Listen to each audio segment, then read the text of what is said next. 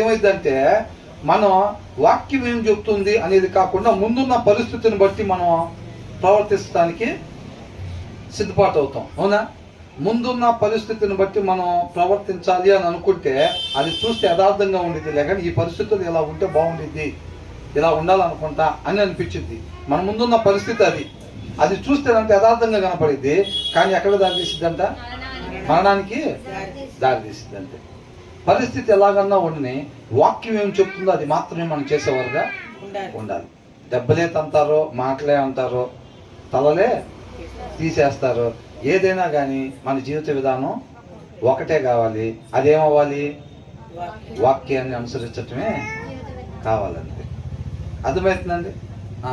కాబట్టి ఆయన ఎప్పుడు వరకు ఉంచితే అప్పుడు వరకు, అంతే.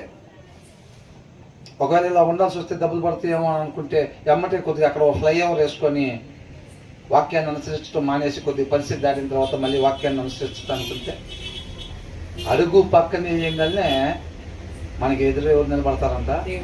దేవుడే నిలబడతారు. మొత్తం మారిపోయింది సీన్. అవునా? ఒక్కడిగా టేస్ట్ తర్వాత ఇటేసేద్దాం అనుకుంటాం. ఈ ఒక్కసారి కొద్దిగా అబద్ధం చెప్పేసి తర్వాత అంతా మళ్ళీ లైన్ మీదే కరెక్ట్గా అబద్ధం చెప్పటం, ఎమ్మటే తర్వాత మోకాలు వేయటం, ప్రార్థన చేయటం, మళ్ళీ లైన్లోకి ఎక్కటం, మళ్ళీ వెళ్ళిపోవటం అని అనుకుంటాం మనం. అవునా?